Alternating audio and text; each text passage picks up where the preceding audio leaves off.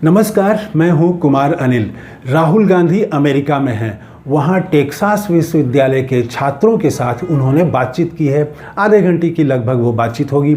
मैंने वो पूरा उनका भाषण सुना, बाद में जो सवाल जवाब हुआ उसको भी सुना, और मैंने जो समझा वो आपके साथ शेयर करना चाह रहा हूँ। भारत में जो मेहनतकश आबादी है, जो श्रमिक वर्ग है, जो श्रम है, श्रम शक्ति है, राहुल गांधी के पूरे भाषण के केंद्र में मैं समझता हूँ वही मेहनतकश तबका था। उन्होंने कहा कि भारत में रोज़ लाखों एकलव्यों का अंगूठा काटा जा रहा है। ये एक लाइन उन्होंने बहुत महत्वपूर्ण लाइन कही। तो उनके पूरे भाषण में ऐसा नहीं था कि वो अतीत की बात कर रहे थे कि कैसे भारत के यहाँ सबसे पुराना लोकतंत्र है, दुनिया को लोकतंत्र सिखाया, या बुलेट ट्रेन बन रहा है। वो न अतीत की बात कर रहे थे, न वो भविष्य की बात कर रहे थे। राहुल गांधी वर्तमान की बात कर रहे थे, और उनके पूरे बातचीत के केंद्र में जो था, वो केंद्र में यहाँ का वंचित समुदाय है। अगर मार्क्सवादी शब्दों का इस्तेमाल करूँ तो वो सर्वहारा वर्ग की बात कर रहे थे। उनके भाषण के केंद्र में था सर्वहारा। अगर समाजवादी धारा वाले लोग जिसको वंचित कहते हैं, शोषित कहते हैं, वो वंचित और शोषित तबका उनके पूरे भाषण के केंद्र में था, गरीब आम आदमी। अब जैसे राहुल गांधी जो 4-5 पॉइंट जो मैंने नोट किया वो आपके साथ शेयर करना चाह रहा हूँ, तो इस पर हम बाद में आएंगे। पहले हम बताते हैं कि शुरुआत कैसे हुई। और उनका शुरू में जो उन्होंने कहा, एक बहुत इंपॉर्टेंट बात कही, सुनने की कला। ये छात्रों, नौजवानों और नेताओं सबके लिए ये ज़रूरी है। उन्होंने कहा, राहुल गांधी ने कहा कि ये भारत जोड़ो यात्रा के दौरान उन्होंने सुनने की कला सीखी। वो सुनना मतलब सिर्फ सुनना नहीं होता है कि कोई बोल रहा है आप सुन लिए। ये सुनना बहुत सतही सुनना है। वो राहुल गांधी ने कहा कि सुनने का मतलब है कि जो बोलने वाला है आप वही बन जाइए, आप मैं नहीं रहिए। राहुल गांधी को वहाँ ख़त्म कर दीजिए, वहाँ अपने पर्सनालिटी का रिलेशन कर दीजिए, सफाया कर दीजिए उसको वो, और आप बन जाइए वही। अगर किसान है, अगर मेहनतकश है, गरीब है, वो जो बोल रहा है, कोई पीड़ित महिला है वो जो बोल रही है, तो आप वो महिला बन जाइए, वो मेहनतकश आवाम बन जाइए, वो मिस्त्री बन जाइए, वो किसान बन जाइए। और तब बन के जो आप सुनेंगे तो उसका दर्द आप महसूस करेंगे। तो ये एक तो राहुल गांधी ने ये बात कही, बहुत इंपॉर्टेंट मुझे लगा कि सुनने की कला। आमतौर से हम लोग सुनते हैं तो उसमें मैं रहता है खड़ा, तो वो जो बोल रहा है वो कोई परेशान आदमी है, कोई अपना दुख बता रहा है, तो यहाँ जो है मैं उसको रिएक्ट करता है। तो मैं से जब आप मैं बन रहेगा, जब तक आप किसी पद पर हैं, आप किसी मंत्री हैं, कुछ हैं, तो आप देखते हैं सभाओं में मंत्री डांट देते हैं किसी को, बैठो, चुप रहो, क्या बोल रहे हो। तो ये जो है वो मंत्री वो उसके भीतर अभी भी है, और वो आदमी का दर्द नहीं समझ सकता है। जिस दिन वो व्यक्ति खुद को मंत्री समझना बंद कर देगा और खुद को उस किसान की जगह खड़ा करेगा, तो तभी वो जो है, दिलीप कुमार के बारे में कहा जाता है कि वो बहुत शानदार एक्टर थे, तो उन्होंने ही वो शुरू किया था कि जिस चीज़ की वो एक्टिंग करते थे वो वही बन जाते थे। तो तब आपके भीतर वो उसका दर्द निकलता है, तो वो भाव निकलता है, तो इसीलिए वो महान कलाकार फिर बने, फिर कहलाए। तो राहुल गांधी भी सुनने की कला, ये इस पर उन्होंने कहा। इसके बाद उन्होंने कहा भारत जोड़ो यात्रा का एक और अनुभव उन्होंने सुनाया। उन्होंने सुनाया कि ये जो मोहब्बत की दुकान है ये उनका ईजाद किया हुआ नहीं है। मैं तो समझता था कि उनका या उनकी टीम का बनाया हुआ है। तो उन्होंने बताया कि नहीं, ये एक लड़का जो है, एक युवा, वो बार बार आ रहा था, उनके निकट आना चाह रहा था, और किनारे चूँकि रस्सी लगी हुई रहती थी तो वो आ नहीं पा रहा था। फिर जब मैंने उसे बुलाया तो वो जब आया मेरे पास तो उसने कहा कि मैं जानता हूँ आप क्या कर रहे हैं। तो मैंने पूछा क्या मैं कर रहा हूँ, तो उसने कहा कि नहीं, मैं अच्छी तरह से जानता हूँ आप क्या कह रहे हैं, क्या कर रहे हैं आप। तो फिर राहुल ने पूछा, तो उसके बाद उस युवा ने कहा कि आप नफ़रत के बाज़ार में मोहब्बत की दुकान खोल रहे हैं। तो ये जनता से निकला हुआ, जन भावना से निकली हुई बात थी, जन भावना से निकला हुआ नारा था ये। और वही नारा, वही स्लोगन पूरे राहुल गांधी फिर उसको केंद्र में ले आते हैं और वो पूरे देश में चर्चित बन जाता है, जिसमें एक विचारधारात्मक लकीर भी एक खींची गई है कि एक तरफ नफ़रत के लोग हैं, नफ़रत फैलाने वाली राजनीति है, विचारधारा है जिसमें उन्होंने नाम लिया आरएसएस, और दूसरी तरफ कांग्रेस की विचारधारा है जो मोहब्बत और प्रेम और भाईचारा। तो पूरा भारत कैसे मोहब्बत और प्रेम, यही भारत की मुख्य आत्मा है, ये वो बताते हैं। तो दूसरा ये, उसके बाद उन्होंने कहा, वो एकलव्य वाली बात है कि उन्होंने कहा कि रोज़ मिलियंस ऑफ एकलव्य का अंगूठा काटा जा रहा है, लाखों। तो इसके लिए उन्होंने उदाहरण बताए कि भारत जो है, सवाल ये था कि भारत में रोज़गार कैसे बढ़ेगा, भारत की आर्थिक प्रगति कैसे होगी, नौजवानों को रोज़गार कैसे मिलेगा।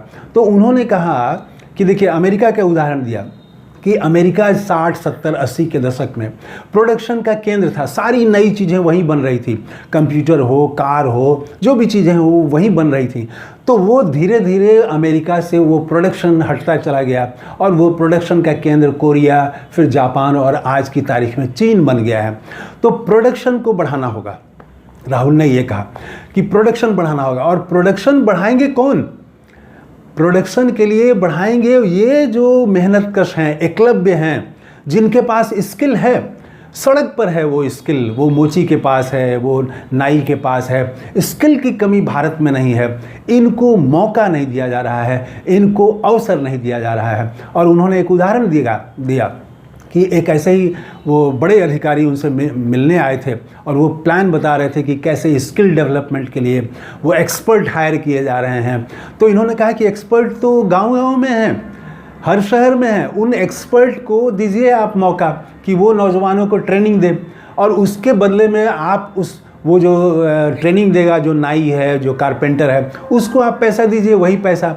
तो आपको ये ट्रेनर बहाल करने की ज़रूरत नहीं है।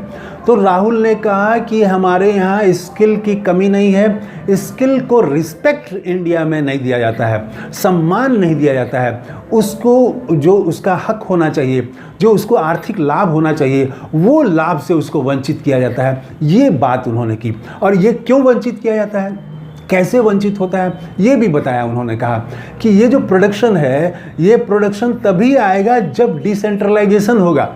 अभी क्या है, हर चीज़ में मोनोपोली आ गई है।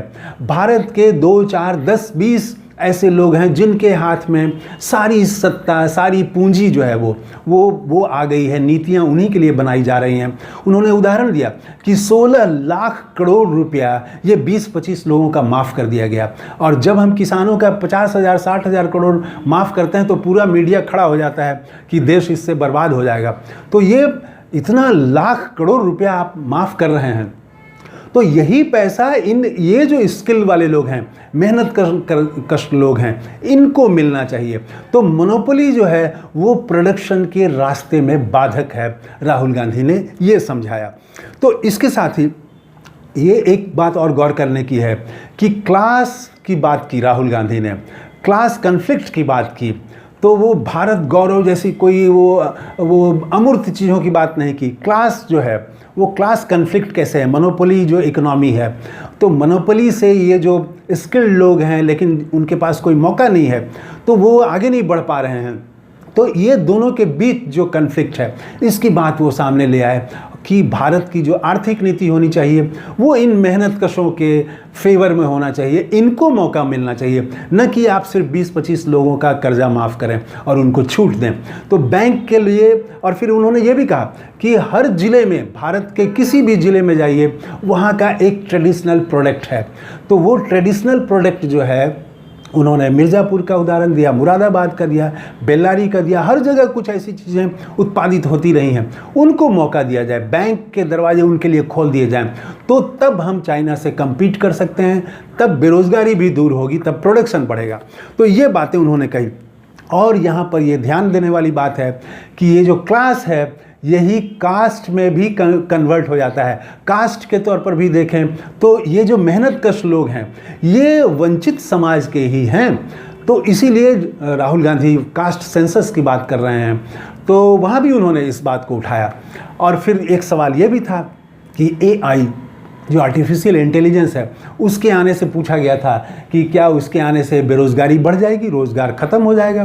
तो उन्होंने कहा कि नहीं, देखिए ऐसा नहीं है कि हर नई चीज़ जो आती है वो ज़रूर कुछ लोगों का रोज़गार ख़त्म कर देती है, लेकिन नए अवसर वो देती है, नया रोज़गार भी वो देती है। उन्होंने उदाहरण दिया कि अटल बिहारी वाजपेयी ने कंप्यूटर का विरोध किया था कि कंप्यूटर आने से भारत में बेरोज़गारी बढ़ जाएगी, लेकिन देखिए कि कंप्यूटर जब आया तो इसने कंप्यूटर के चलते लाखों लाख नौजवानों को नया रोज़गार मिला, कंप्यूटर के चलते उनको रोज़गार मिला। तो वो नई टेक्नोलॉजी पर भी बात कर रहे थे। तो उनका जो पूरा जोर था, मैं अगर पूरा समेटूं अपनी बातचीत को, तो पूरा जोर जो था वो था कि 2 इंडिया जिसकी बात वो करते रहे हैं, एक इंडिया में वो 1-2% लोग हैं, वो इंडिया है, और एक इंडिया है जहां 90% लोग हैं, परेशान हैं, दुखी हैं, संघर्ष कर रहे हैं, उनके पास मौके नहीं हैं, अवसर नहीं हैं। तो ये जो दूसरा है, जो असली भारत यही है जहां ज़्यादा आबादी है। तो इस आबादी की बात उन्होंने टेक्सास विश्वविद्यालय के छात्रों से की। तो आप और भी दूसरे लोगों का भी देखिए, अखबार भी देखिए, तो उसके बाद आपको राहुल गांधी की पूरी बात जो है और ज़्यादा स्पष्ट होगी। ये तो मैंने जो समझा वो मैंने आपके सामने रखा कि राहुल गांधी सर्वहारा के प्रतिनिधि, वंचित की आवाज़ बन के अमेरिका में बोल रहे थे। तो कैसा लगा वीडियो, कमेंट करके ज़रूर बताइएगा। थैंक यू, धन्यवाद, जय हिंद।